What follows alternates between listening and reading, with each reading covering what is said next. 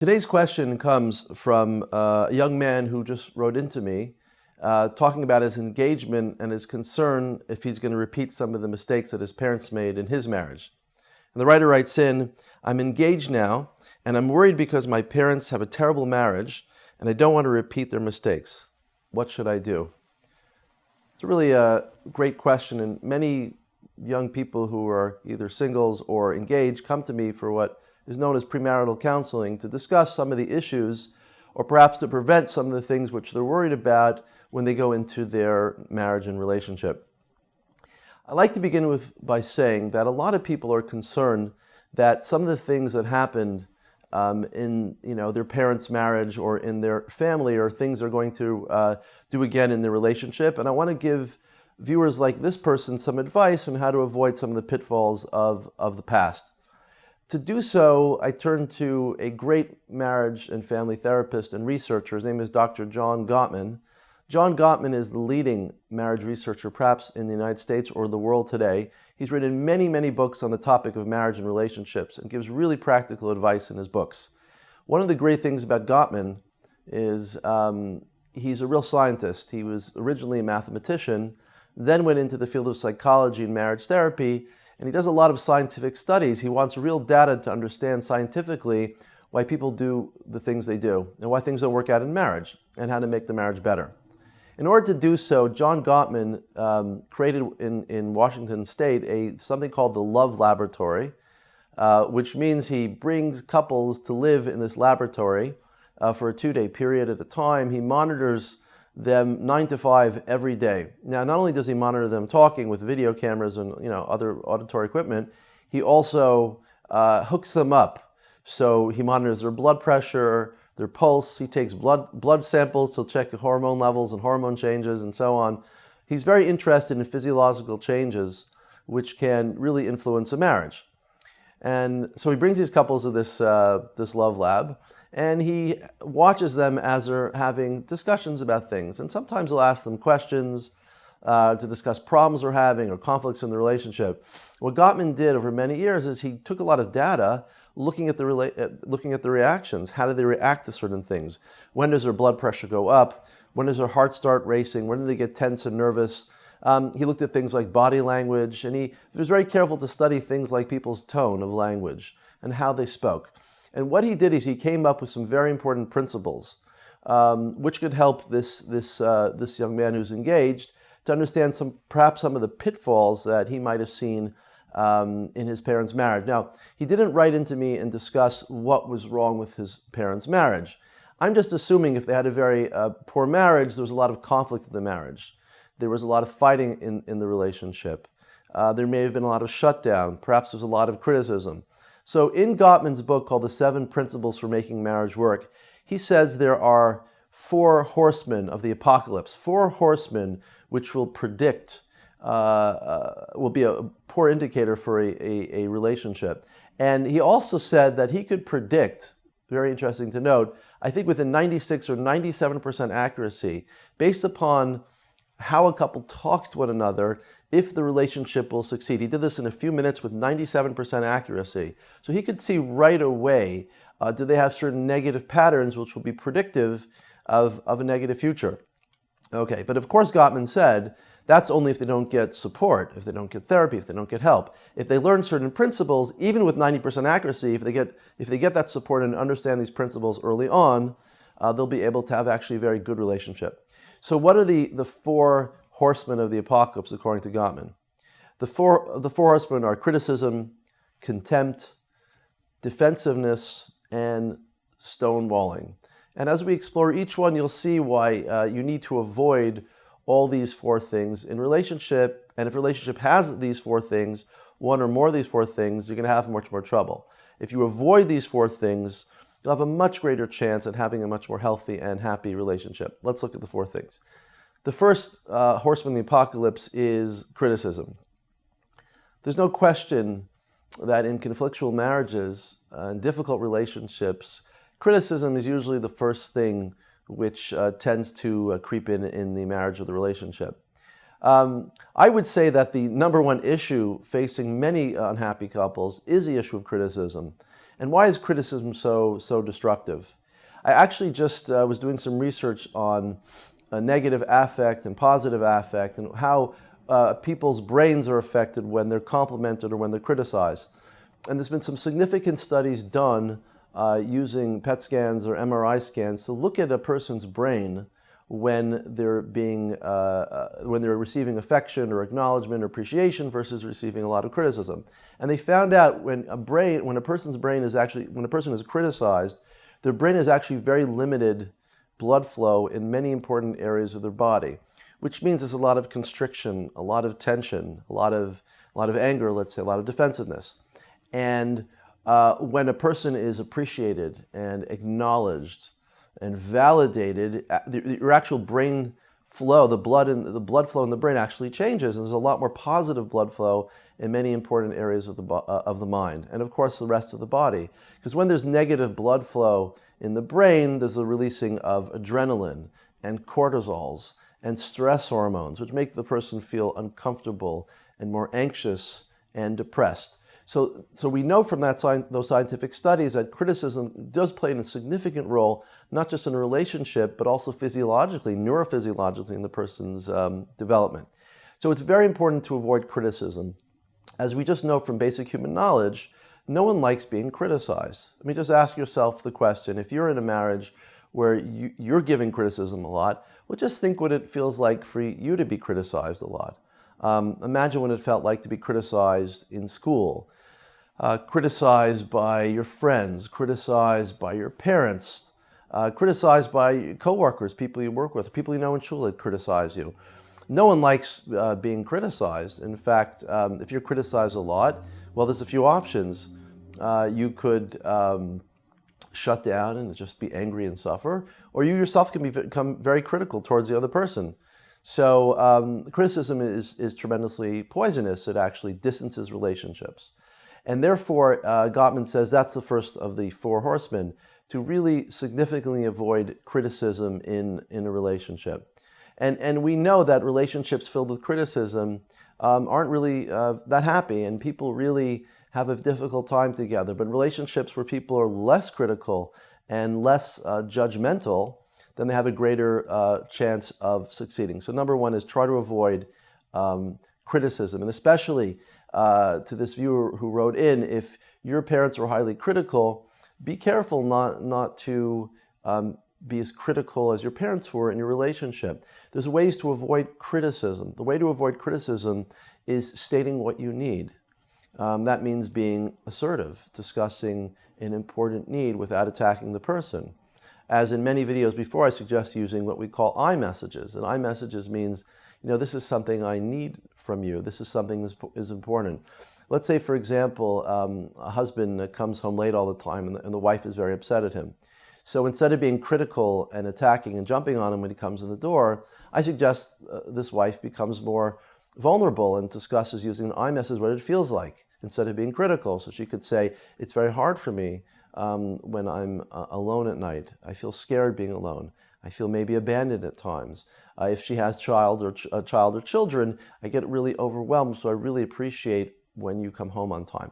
That's really different than criticism. A person could learn how to express what they're feeling like inside and things they need in a very nice way. And what you'll find out is if you do that in your marriage more effectively, you'll have just a much better relationship. The second of the four horsemen is something called contempt. So contempt has to be avoided. I look at this on a continuum. Once there's criticism, sometimes criticism then turns into what is known as contempt. Contempt basically is when you're addressing the person, you're not just addressing their behavior, you're attacking them, their essence, so to speak.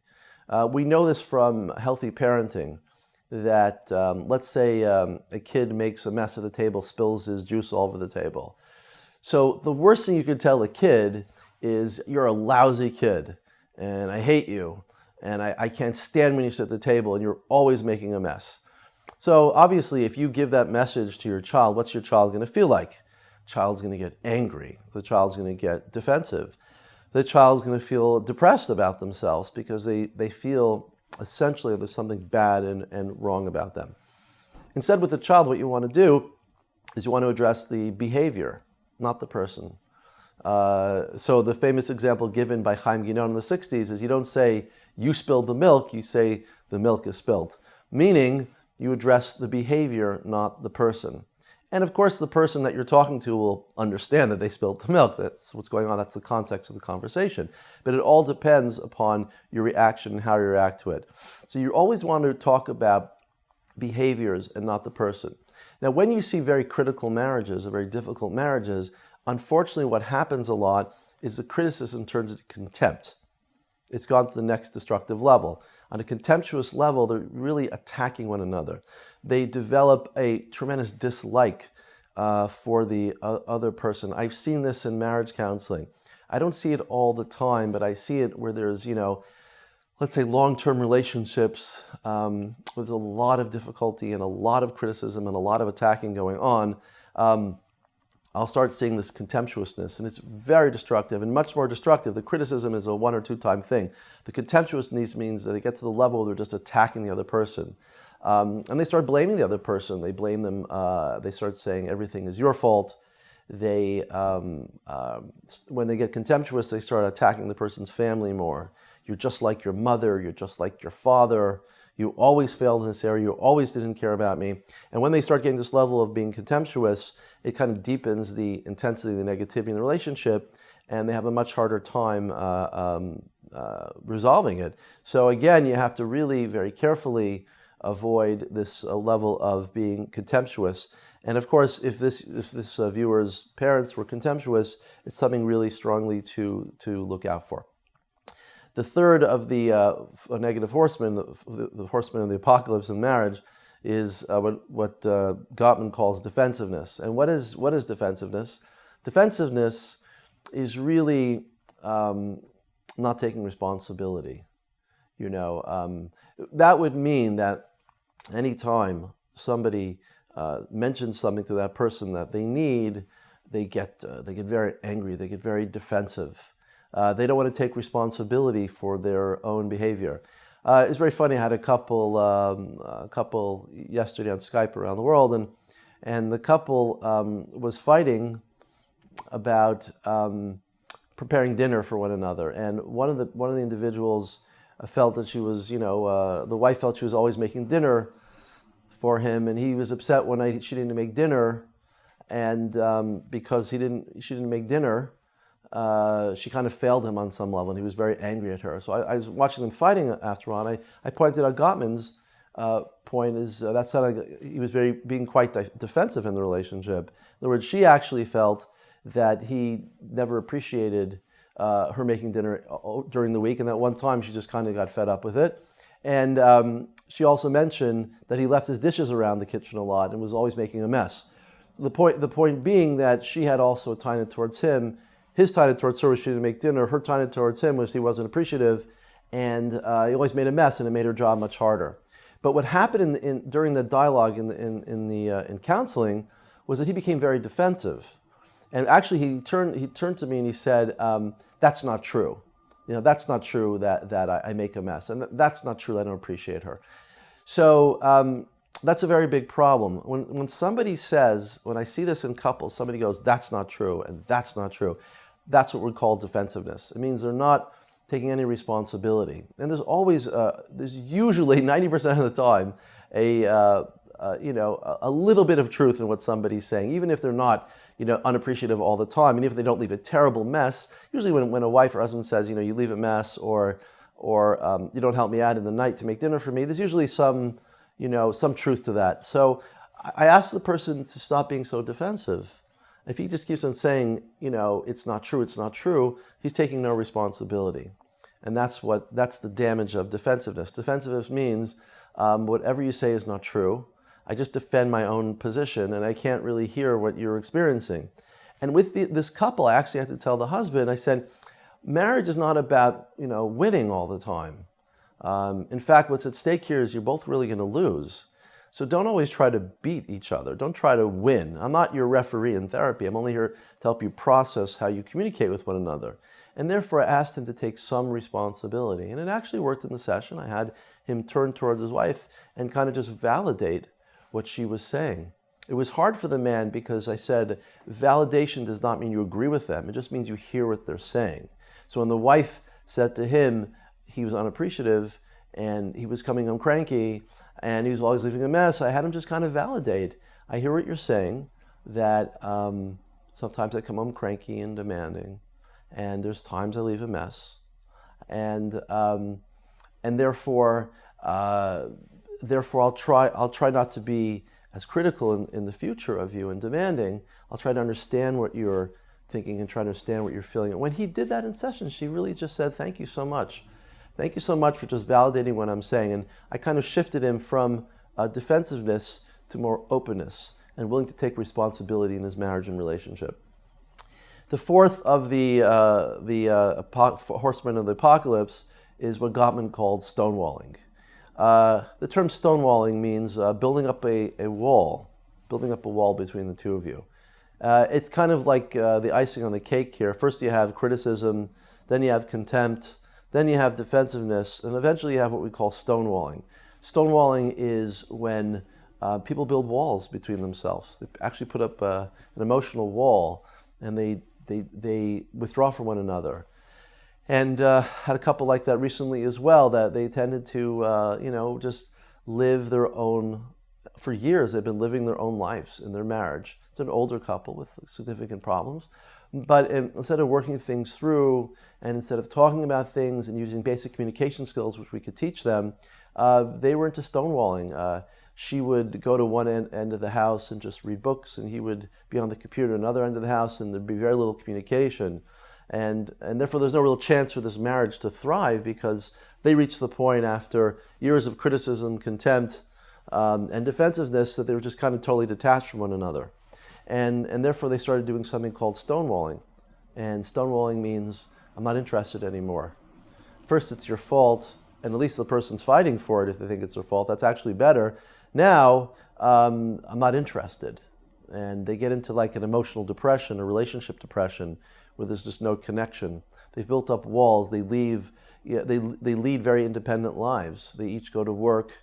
They take care of their kids a little bit here and there, but there's no real connection anymore in the marriage. That's what Gottman is referring to as stonewalling. So, although this writer didn't tell me more details, if stonewalling was going on in the relationship, which is common a lot in very poor marriages, that's something you have to really avoid. If you came from parents who were stonewalling a lot, make sure that you don't become a loner in your marriage. Make sure that when you have a problem, you turn towards your spouse affectionately. You take some responsibility. You validate the other person's feelings and ask how you can change, and then also ask for what you need, because you're a person as well. So I hope that answers the questions. There's 4 things to look out for if your parents had a poor marriage. That's criticism, contempt, defensiveness, and stonewalling. I would bet to say that if you're careful and watch those 4 things and don't do them, you have a great chance at succeeding in your marriage. I'd just like to also add that your past is not predictive necessarily of your future. I believe people can change. Change often comes through awareness. And the first thing you need to do is some soul-searching, reviewing of your parents' behaviors, at least in your mind, or you could write it down. And then when you get married, do a cheshbon nefesh, start watching yourself. Am I doing those things? Am I doing some of those 4 horsemen? And if you avoid those things, I guarantee you a greater chance for success in your own marriage. So good luck and mazel tov.